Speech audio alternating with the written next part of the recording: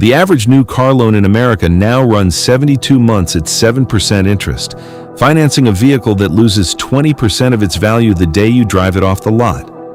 5 things your parents called middle class are quietly erasing the one number that decides your future. Start with the car sitting in your driveway. If you financed it within the last 3 years, you're paying close to $735 a month based on Experian's own auto lending data at an average interest rate above 7%, stretched across 72 months so the payment feels survivable instead of what it is. The median full-time worker in this country brings home just under $60,000 a year, according to the Bureau of Labor Statistics. That single payment consumes close to 15% of that income before insurance, before gas, before the first oil change. And the car itself has already lost 20% of its purchase price in the time it took you to sign the paperwork and drive it home. Amortization means the first 2 years of payments are almost entirely interest. You can pay on that loan for 24 months and still owe more than the car's worth. You are paying interest every month on a number that no longer exists. Now, look at the house or the one you're saving toward. The median home in America crossed $412,000 last year. At a 6.5% mortgage rate, the interest alone on a standard 30-year loan adds up to more than the original price of the house by the time it's paid off. Property tax adds roughly 1% a year, forever. Maintenance adds 1 to 4% more every year, whether you use the extra bedrooms or not. None of that builds equity. It just keeps the roof from collapsing. Meanwhile, the same down payment put into the S&P 500 instead of poured into a house 3 bedrooms bigger than you need would have compounded at close to 10% a year, the index's average annual return since 1957. Run that gap for 20 years, and it isn't a rounding error. It's the difference between retiring at 60 and retiring at 72. Here's the part that makes both of those numbers worse. In 1985, the median new car cost about $9,000, the inflation-adjusted equivalent of roughly $26,000 today. The actual median new car price right now is $48,000. The house tells the same story. The median home in 1985 cost around $83,000, which comes out to about $240,000 today once you adjust for inflation. The actual median sits at $412,000. Wages did not double to close that gap. Real wage growth, adjusted for inflation, has moved in the low single digits over that same 40-year stretch, according to the Bureau of Labor Statistics. You are not imagining that it's harder. The math confirms it. Then there's the vacation.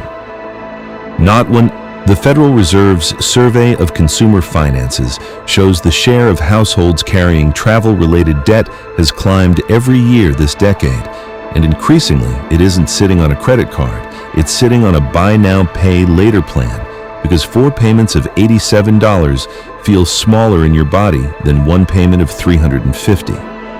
The average family spends between $4,000 and $6,000 a year on vacations. Put that same amount into a 401k instead, pre-tax dollars, pulled straight out of the 22 or 24% federal bracket most single earners making between roughly $48,000 and $190,000 sit in, and matched at the typical 50% up to 6% of salary most employers offer. And you're not looking at $4,000 anymore. You're looking at $6,000 growing every single year, some of it free.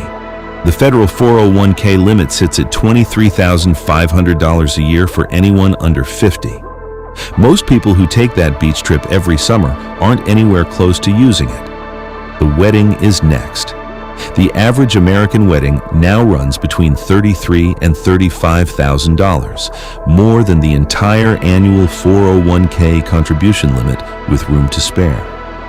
One day, catered, photographed, and half forgotten by the guest list within a year, costs more than the vehicle that will take you back and forth to work for the next decade, financed at even a modest personal loan rate that $35,000 takes years to pay down, years during which it earns nothing and costs interest instead. Put the same amount into a taxable brokerage account on the wedding day instead, left untouched at the market's long-run average, and it roughly doubles by the time a mortgage on that median home starts looking realistic. And underneath most of these sites, one more, quieter and older than all of them: the whole life insurance policy an agent once called an investment. Its cash value grows at 2 to 4% a year after fees that often front-load into the agent's commission, sometimes swallowing the entire first year's premium. The S&P 500's long-run average sits near 10% nominal, 7% after inflation. A term policy costs a fraction of the premium and covers the same death benefit. The difference invested in an index fund instead of a cash value policy held for 30 years on tens of thousands of dollars isn't a rounding error either. It's a second retirement spent on someone else's behalf. None of this shows up as one catastrophic decision. It shows up smaller than that. It shows up as opening your banking app, seeing the number, and closing it again before you actually read it. As a monthly total that lands slightly higher than you budgeted every single month, no matter how careful you told yourself you'd been this time. As glancing at the neighbor's new SUV in the driveway next door and doing the math in your head before you can stop yourself.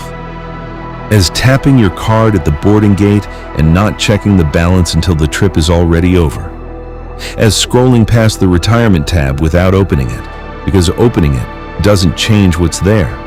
As the small pause before you tell someone what you paid for something, deciding how much of the real number to say out loud. The Federal Reserve's own data on households aged 55 to 64 puts the median retirement account balance under $200,000 for people roughly 10 years from needing it to last 30. That's not a distant retiree's problem.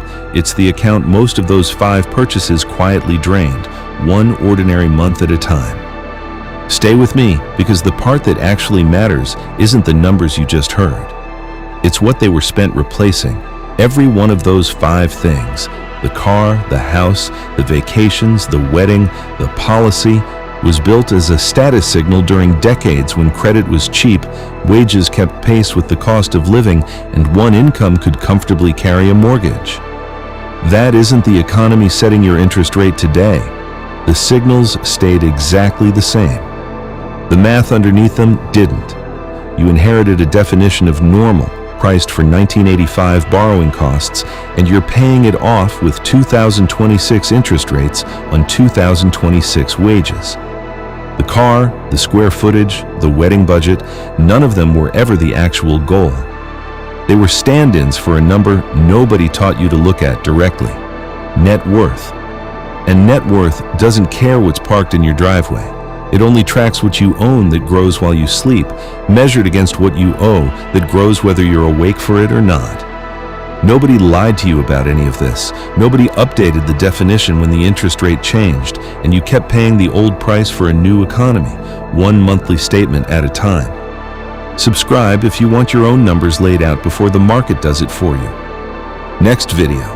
The one retirement account the IRS lets you fund 3 separate ways and almost nobody uses correctly.